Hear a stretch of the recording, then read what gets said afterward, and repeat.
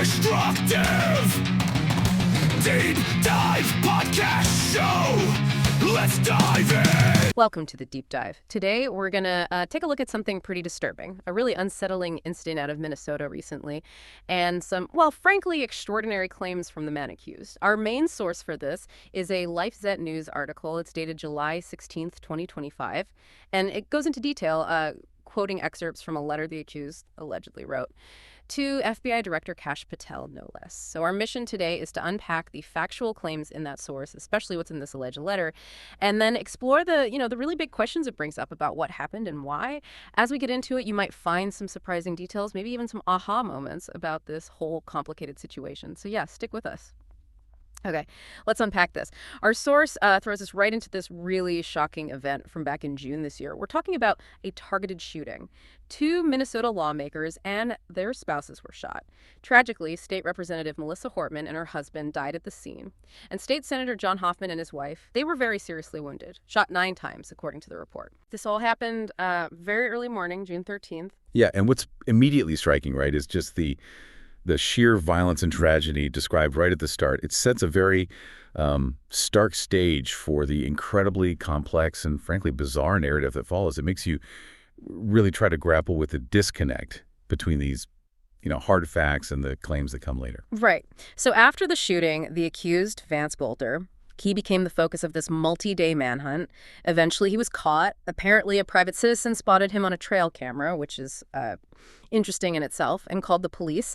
But here's where it gets really interesting, like you said. In Boelter's abandoned vehicle, investigators found written materials, notes. And these notes outlined pretty extensive tracking efforts targeting elected officials. Specifically, something like 60 names were listed, along with surveillance details. And the source makes a point of saying these weren't seen as a manifesto, like you sometimes see, but more like a detailed operation log. That's an interesting phrase, isn't it? What does that term operation log maybe suggest about his planning compared to, say, a manifesto? That's a really key distinction the source draws. A manifesto, usually it's about ideology, right? Grievances, beliefs, kind of a public statement. Mm-hmm. An operation log, though, as it's described here, that implies something colder, more methodical, almost procedural. It suggests a perceived mission, maybe a tactical record of what he did or planned to do, not just, an angry rant. It really forces you to consider the mindset of someone who's meticulously documenting what they see as an assignment. Yeah, exactly. And while those logs were chilling enough, the real core of this deep dive is this detailed letter Boelter allegedly left behind, addressed, like I said, directly to FBI Director Kash Patel. In it, Boelter uses an alias, Dr. Vince Leathorn Berthar, Ed D. And he claims this pretty significant background. It says he was involved in U.S. military operations on multiple continents. But then the letter drops this just really shocking political bombshell. Boelter claimed he'd recently been recruited for a covert assignment, and he alleges it was connected to Minnesota Governor Tim Walz. And this is where, for you listening, Boelter's story shifts dramatically. It's not just denying guilt. He's actively trying to reframe everything. He's saying this whole thing was a reaction to some huge conspiracy he was caught up in, according to his account anyway.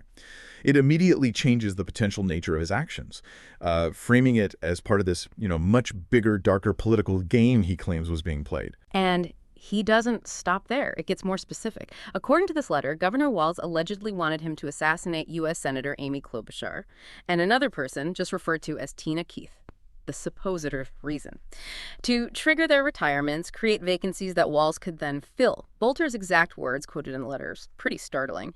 He says, I wasn't originally aware of the project, but Tim wanted me to kill Amy Klobuchar and Tina Keith to force a planned retirement. And also, Tim wants to be a senator and didn't trust them to retire as planned. I mean, that's quite the accusation. But the story he tells in the letter keeps going. He claims he refused. He wouldn't go through with this assassination plan. He says Walz supposedly told him he'd call it off. But Boelter claims instead of calling it off, Walz actually set up murders and, quote, had some people trying to kill me. Mm-hmm. So faced with this apparent threat, Boelter claims he managed to escape by God's mercy, and that later he shot several of them, implying it was self-defense against these people supposedly sent to kill him. Right. And this part adds a really a deeply paranoid and defensive layer to his whole narrative. He's positioning himself not as the one initiating violence, but as a victim, right? Responding to what he perceived as a direct threat on his life. It's pretty critical for trying to understand the internal logic, however warped, presented in this alleged letter. where his perception and reality seem completely blurred. And he gets even more specific, especially about his actions during the manhunt. He actually addresses law enforcement directly in the letter. Boelter claims he deliberately, intentionally avoided shooting at any peace officers while they were hunting him, and even when they finally engaged him, even though he was heavily armed. He wrote, and this is a direct quote again, "I didn't fire a single round at any peace officers." And he adds, "When the cops pulled up right next to me in their vehicles, I had an AK pistol aimed right at their heads.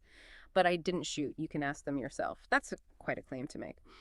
Another thing that really stands out is this claim of a direct personal connection to the governor.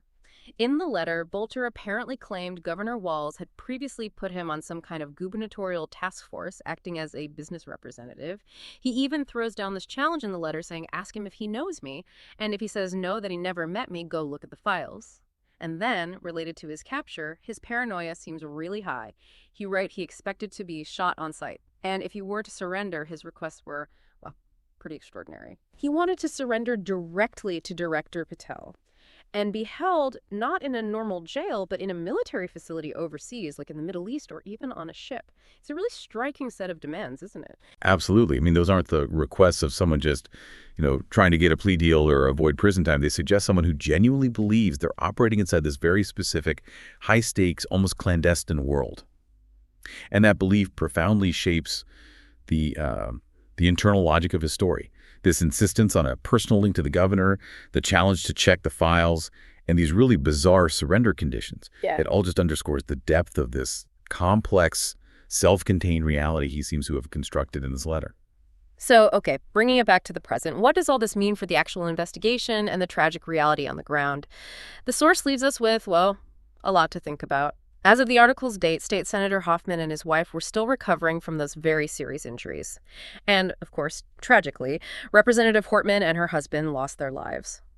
Boelter himself remains in custody. He's expected to face a whole host of charges: murder, attempted murder, firearms violations, likely more. But authorities, according to the source, haven't really indicated when they might release more details about the case. And that brings us to the crucial point, really, for you listening. How do we, as informed people trying to understand this, how do we navigate these incredibly detailed but completely unverified claims from Boelter? How do we weigh them against the verifiable tragic events that actually happened? The source really highlights this urgent need to understand, well, what was Boelter's actual planning? What was his real motive? And how do we deal with these profound questions about perception versus reality in a case like this?